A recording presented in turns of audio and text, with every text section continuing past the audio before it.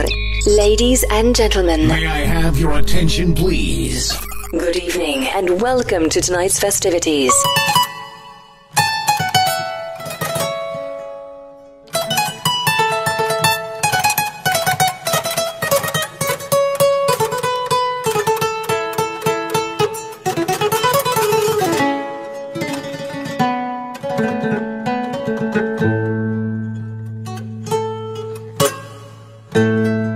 salaamaaleykum waa Espoir TV ñu ngi leen nuyu yéen ñëpp di leen ziara di leen jox seen wàccuwaay waaye yéen a ngi am jàmm bu baax waaw aujourd'hui ñoo ngi nii ci monument de la renaissance africaine pour def benn visite bi nga xamante ni dinañu jéem a xam culture monument bi lan la pourquoi l'état du Sénégal a mis en place ce monument là léegi nag ñoo ngi nii ak suñu naataango bii nii ñu ngi leen bàyyi mu wax ak yéen quelques kàddu balaa ñuy gën a avancer ci liggéey bi. salaamaaleykum waa Espoir TV Wakam, plus précisément au monument de la Renaissance pour def waxal monument yi tout quand ñu créé monument bi yëpp donc inchallah on se donne rendez-vous à bientôt. Merci beaucoup. C'est impressionnant, il est immense, c'est beau. Ah, il y a certains qui disent que c'est très lourd, hein? Bah, tu vois pas? Non. T'as pas réussi à entrer? Non, on n'est pas rentré. Ah, si vous êtes ici pour visiter, normalement vous devez entrer. Oh là, on n'avait pas le temps, on est juste resté pour regarder et monter. Oh. Ah, je ne savais pas aussi en France il y avait des aussi belles créatures. Non, c'est vrai qu'en France, on n'a pas des aussi belles. Non, je parlais de vous. Ah, nous. Sérieusement, je croyais que vous êtes des comment dire, des Tunisiens. Ah non, non, non. Ah, vous n'êtes pas des Africains? Non, moi réunionnaise, française. Comment vous vous appelez? Mélisse, Elisa. Ah, Elisa. Elisa, toi tu parles pas? Si, je peux parler si tu veux. Ah, dans ce cas, dis quelques mots donc pour Espoir TV. Je sais pas, il fait beau là, il fait très chaud chez vous. C'est impressionnant. En tout cas. Oui, c'est comment tu vas? Oui, tu veux me dire comment tu vas? C'est ça va, ça veut dire toi aussi, tu vas bien. Ah, on dirait que votre maman là, c'est une chose beaucoup plus que vous. Elle habite ici? Non, non, mais on est venu là. Ah, d'accord. En moins de 2 semaines, vous avez tout compris quoi? Les salutations et autres. Tout va bien quoi? Oui, surtout ça. Parce que tout le monde ne parle pas français. Juste pour faire avec les gens, il va falloir comment dire, les saluer et ces genres de choses. Salam alaikum, tout le monde le connaît. Malikum salam aussi, tout le monde mais le connaît. Nangadef, les gens ne connaissent pas. Nangadef, oui, bien sûr. Nangadef, ça veut dire aussi comment tu vas. Ouais. Ah, c'est juste les manières de parler quoi. Comme par exemple, ça. si tu dis comme par exemple bonjour, il y a certains qui ne savent pas c'est quoi bonjour. Même les Sénégalais, ils ne savent pas ce que c'est bonjour. Non, il y a certains Sénégalais D'accord. qui le savent, mais il y a d'autres qui ne le savent pas. Parce que ce n'est pas tout le monde qui a réussi à faire les études et tout ça, quoi. C'est ça, quoi. Alors madame, vous êtes venue ici. À découvrir le Sénégal, découvrir ce beau monument, et puis aller voir Gorée. Mais pour que les filles elles sachent un petit peu l'histoire, leur montrer ce qui s'est passé. Et... Mais pourquoi le Sénégal? Ah, parce que le Sénégal, c'est un pays de cœur. On l'a découvert il y a 25 ans et on revient. Parce qu'on aime les gens. D'accord. Ouais. Ouais, très bien. Comment vous allez? Très bien. Ah, vous êtes de quelle nationalité? Alors on est français. On passe... vous êtes français quoi? Est-ce que les gens d'avant étaient français? Oui. Ils sont français quoi. Mais moi aussi, ce que je vais faire, c'est que comme que vous venez ici, à chaque fois, on va aller en France pour visiter. Oui. Parce qu'à chaque fois, on dit que la France est une ville touristique. Il y a beaucoup de musées qu'on peut visiter. Ah oui, tout à fait. Oui. Mais pourquoi vous choisissez pour le Sénégal? Alors moi, j'y ai vécu il y a 30 ans. J'ai vécu 2 ans à Kaolack. Et donc, je voulais montrer à mon fils ce que j'avais vécu, dans quel endroit j'avais été. Et c'était génial. On est retourné à Kaolack. On a passé une journée là-bas. Je suis retourné au lycée. J'étais prof de maths là-bas. Et voilà. Et puis, je lui ai fait découvrir la côte, le ciné Saloum. C'est super. Et puis, on finit avec Dakar. Voilà. Voilà. Aujourd'hui, qu'est-ce qui vous a poussé à Ah, le monument, nous paraissait vraiment spectaculaire. Moi, je ne le connaissais pas puisqu'il a moins de 30 ans. J'ai vu la date, mais je ne me rappelle plus. Il est quand même relativement récent et il est très spectaculaire. C'est quand même très spectaculaire. Ah ouais, non, c'est beau. C'est beau et puis ça permet d'avoir une vue sur Dakar. C'est chouette, vraiment bien.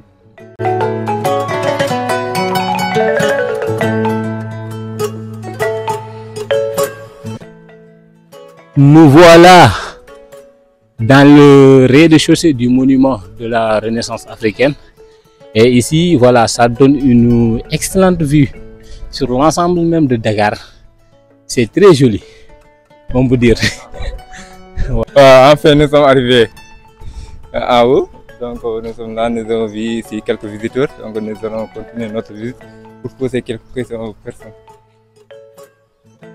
Merci beaucoup, chers téléspectateurs Espoir TV. J'espère que vous allez bien et que vous portez très très bien. Donc dégg ngeen bu baax Omar Sow ni mu ko waxee ak Seydou Abdoul Thioune mu mel ni tey ñu ngi fii monument de la Renaissance justement pour faire une visite. Donc la visite c'est pour nous d'abord, mais c'est pour vous en fait, c'est pour vous. Donc on est venu justement pour montrer parce que ñu bëri tey ñu ngi ñëw monument de la Renaissance lan moo leen fi indi.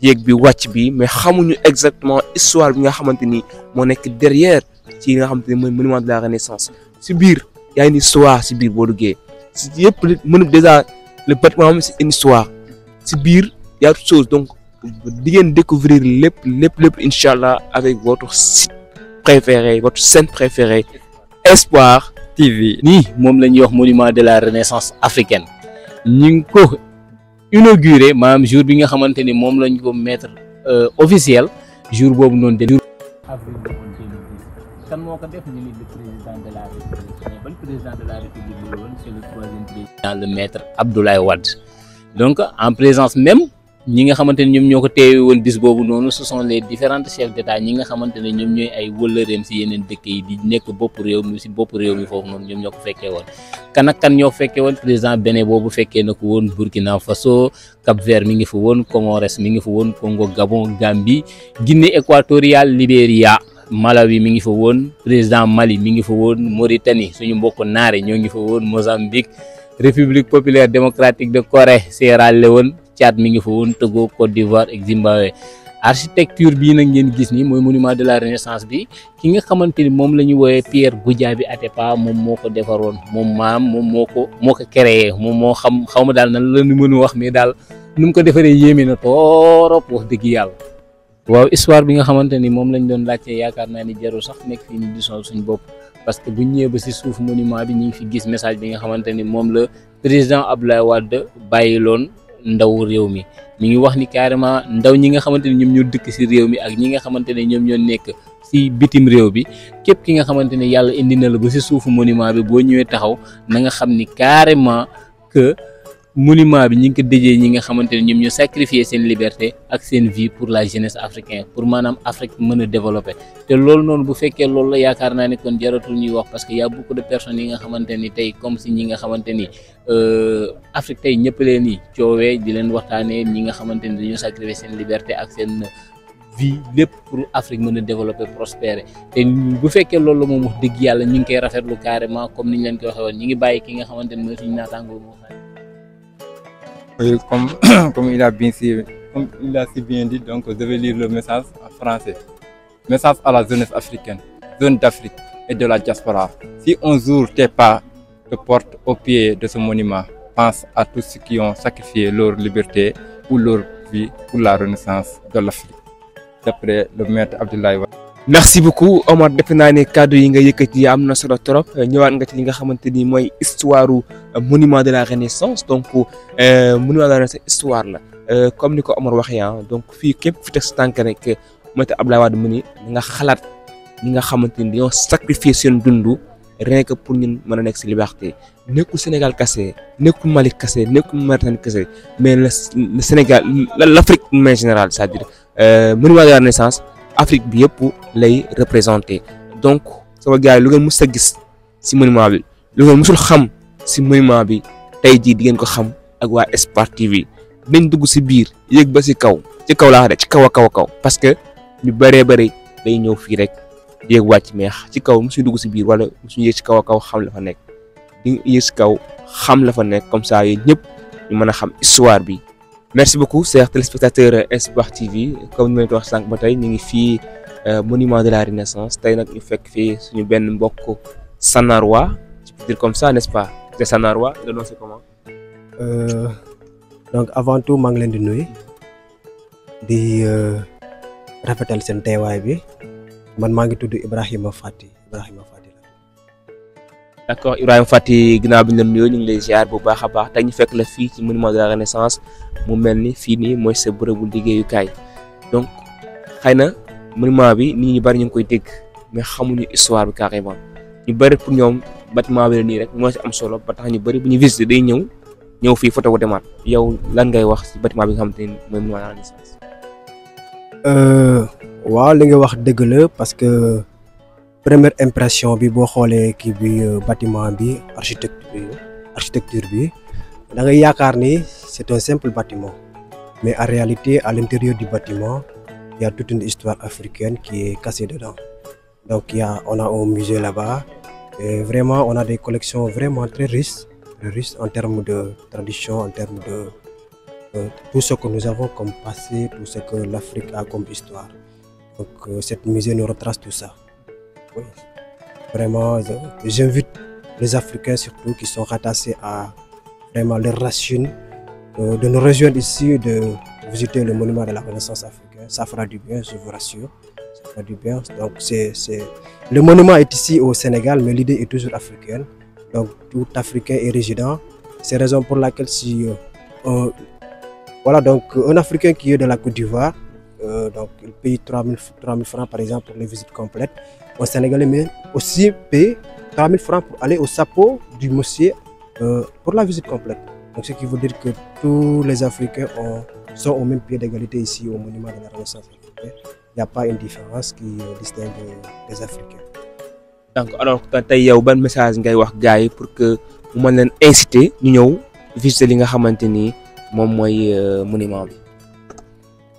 ah oui comme lu may wax chaque fois rek xam nga yow boo amee dara boo amee bien sa bien bi yow yaa koy njëkk valoriser yaa koy njëkk jox valeur. Moi je connais des gens ils habitent tout près d'ici mais ils n'ont jamais posé les pieds ici au monument de la Renaissance africaine. Mais bu ñu amee opportunité dugg fii di baax c'est exceptionnel kon monument bi lii la mel kon monument bi lii lañ ko tabaxee quoi. En fait c'est impressionnant donc on reçoit des visiteurs venus du monde entier am na ñoo xam ne ay américains lañ am na ñoo xam ne ay français lañ donc pourquoi pas ñun sénégalais duñu ñëw visiter suñu kii bi suñu monument bi. D'ailleurs il y a une exposition qui est réservée tout simplement à la culture sénégalaise.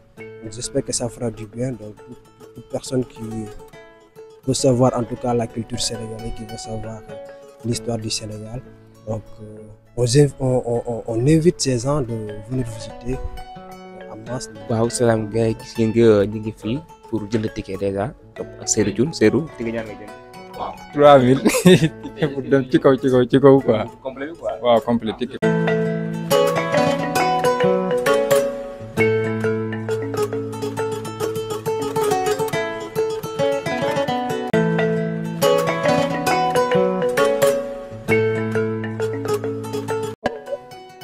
voilà ñoo ngi nii ci biir monument de la Renaissance africain visite bi yaakaar naa ni mi ngi dooree commencé comme li ñu doon wax boobu ba léegi li ñu doon def yëpp nekkul woon visite bi léegi nag instant bii nii ñi ngi fii taxaw war a waxtaan ak ki nga xamante. Derrière vous avez une fresque qui représente une partie de l'Afrique. Faites le tour, prenez des photos s'il vous plaît.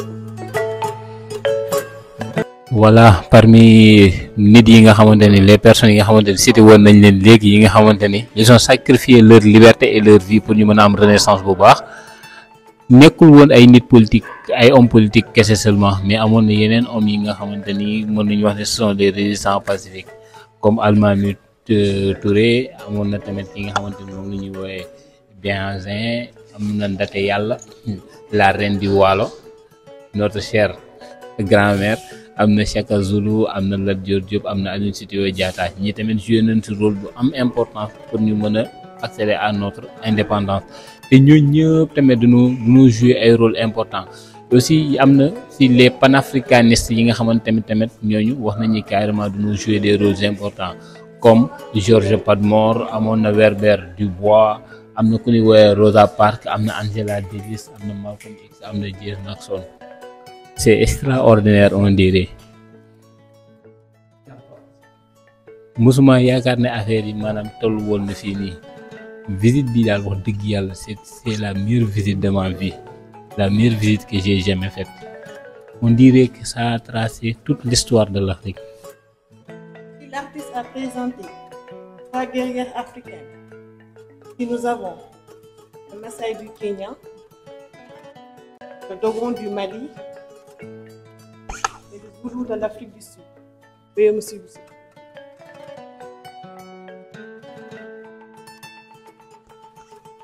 Ici nous avons visite ancienne, la reine entourée de 2 pharaons. Derrière vous avez la princesse. Veuillez me suivre.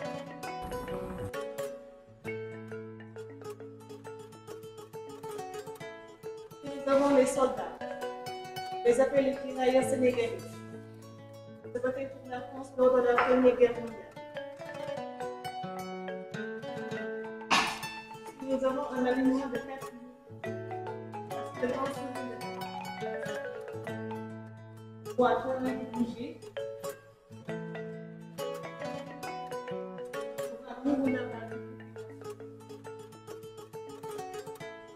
Le roi ivoirien.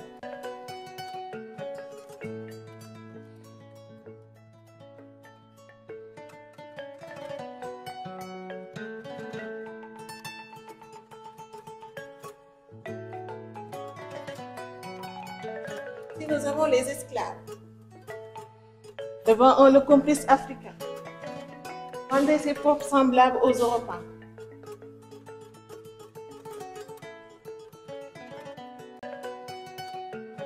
Dans la salle du trône. Nous sommes au 2e étage, excusez-moi. Dans le salon d'honneur. C'est ici même que l'ancien président de la République du Sénégal, Maître Abdoulaye Wade, avait reçu 19 chefs d'État lors de l'inauguration du monument de la Renaissance africaine. C'était le 3 avril 2010. C'était autour de Rome. Tout autour de cette salle, nous avons des donations de quelques pays africains. Par terre, vous avez la natte de la Mauritanie, le crocodile de la Gambie, la tapissière ici au Sénégal, ça vient de la manufacture des arts décoratifs de Thiès. Le masque, ça vient du Burkina Faso. Le masque écoré du Namibie. Le masque Nimba du Guinée-Conakry, les 2 aisselles, celle en noir du Mali, l'autre du Ghana. Les 3 masques baoulés, Sinufou, ça vient de la Côte d'Ivoire. Le fragment de la porte Ouida du Bénin. Le lance souveraineté nationale du Rwanda. Le tableau mosaïque de la Tunisie. Le masque d'éléphant du Cameroun et le masque tronc du Libéria. Ce salon a été confectionné par une styliste au nom de Aïssa Dione. Venez voir ici. En 2010, recevoir les 19 chefs d'État africains qui ont participé à l'inauguration de la monument de la Renaissance africaine. Comme nous l'avons dit, yaakaar naa ni exposition bi buñ ko yemale woon fii sax mu neex parce que c'est riche en histoire et en culture et qui parle de pays, parle d'histoire, qui parle d'histoire, parle de la culture. C'est très important. Et aussi fii ngeen gis borom yëre bu jaune bi toog nii moom mooy fauteuil présidentiel fii le maître Abdoulaye Wade toogoon yeneen président yi wër ko ci lors de l'inauguration.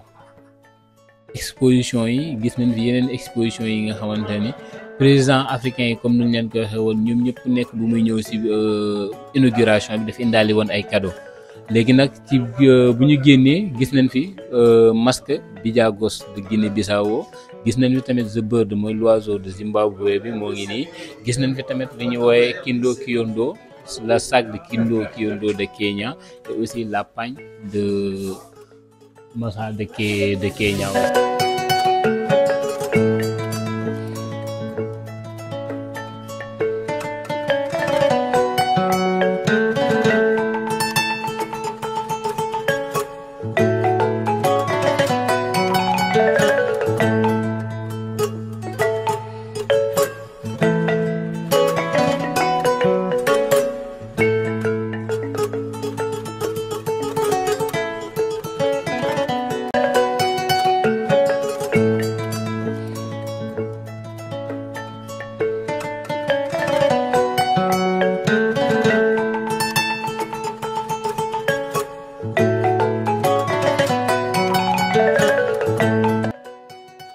Nous sommes au 3e étage, dans la salle du trône. Vous avez ici la place du roi et celle de la reine. Les deux grandes cordes et les deux chaises constituent le cadeau de l'Angola. Derrière, vous avez l'image du monument de la Renaissance africaine. C'est une idée de l'ancien président de la République du Sénégal, Maître Abdoulaye Wade. Il a été construit par une compagnie de la Corée du Nord. La construction qu'elle n'a fait que 2 ans, de 2008 à 2010. L'enfant lui seul pèse 20 tonnes. La maman, 70 tonnes. Et le papa, 100 tonnes. Ce qui donne un poids de 190 tonnes pour la famille. La statue est en cuivre. La grosse pierre qui supporte la famille est en béton armé.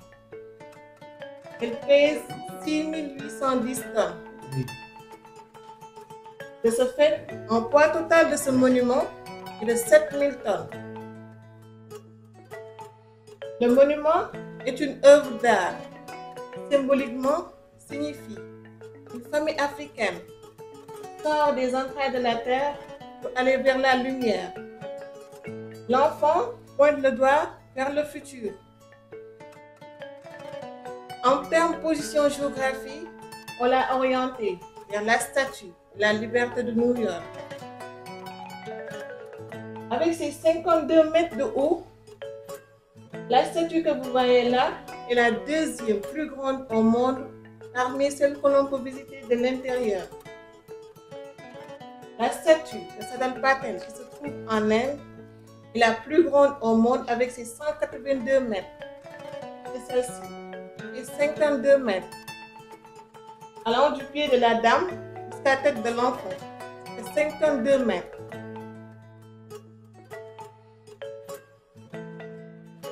Le budget de la construction de ce monument est de 12 milliards de francs CFA, soit 30 millions de dollars américains. La durée de vie de ce monument est de 12 siècles, 1200 ans. Le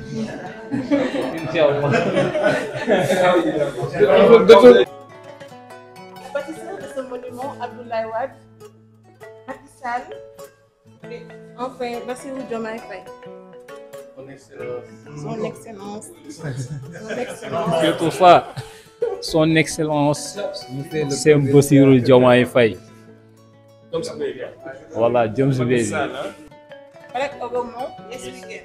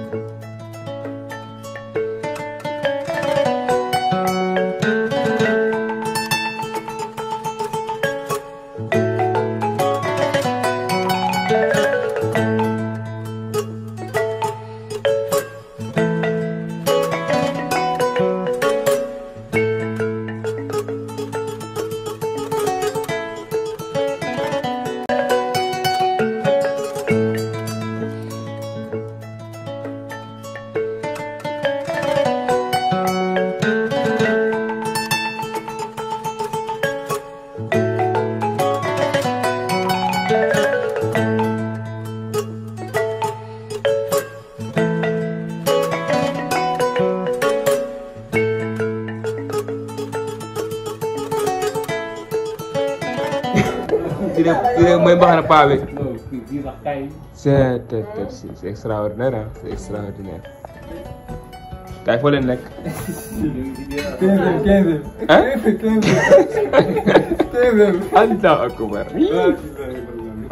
Alors merci beaucoup chers téléspectateurs comme ni leen ko waxee woon sànq ba tey ñëw nañ fii ci monument de la Renaissance ñëw ànd ak yéen visiter li nga xamante ni mooy monument yéen premier étage deuxième étage troisième étage dem ba si kaw a kaw fa lañ jógee nii gis ngeen ñëw jël ascenseur dem si kaw dal di ñëwaat mu nekk histoire bu doy waar bi nga xamante ni mi ngi fii ci monument de la Renaissance j'espère que jàng ngeen si lu bëree bëri ñun lépp loo xamante ni dañ koy def rek pour yéen la parce que ñu nag yéen c'est un lien boo xamante ni lu koy dagg yombul donc Seydou je crois que visite bi neex na la tey. waaw visite bi neex na trop billaay c'est la première fois man ñëw monument de la Renaissance si dem ba ci kaw donc vraiment monument bi am na yeneen choses vraiment que les gens ne savaient pas donc c'est pourquoi nous sommes là en tant que sportifs pour permettre aux gens de découvrir beaucoup de choses qui se trouvent au niveau du monument de la Renaissance donc on se donne rendez-vous à bientôt merci beaucoup vraiment visite bi moom macha allah kontaan nañ trop rafet na trop macha allah. merci beaucoup cher Mansour waaw comme ni nga ko waxee rek yaakaar naa ni c'est la meilleure visite de ma vie parce que j'ai découvert des choses qui sont tellement intéressantes li nga xamante ni yaakaar naa ni képp ki nga xamante ni jeunesse sénégalaise jeunesse africaine et nous ne sommes pas les seules personnes qui sont ici. On a croisé pas mal de monde ñi nga xamante ni dañu jógee yeneen localité ñëw et parmi eux on a comment dire trouvé même des Français qui croient même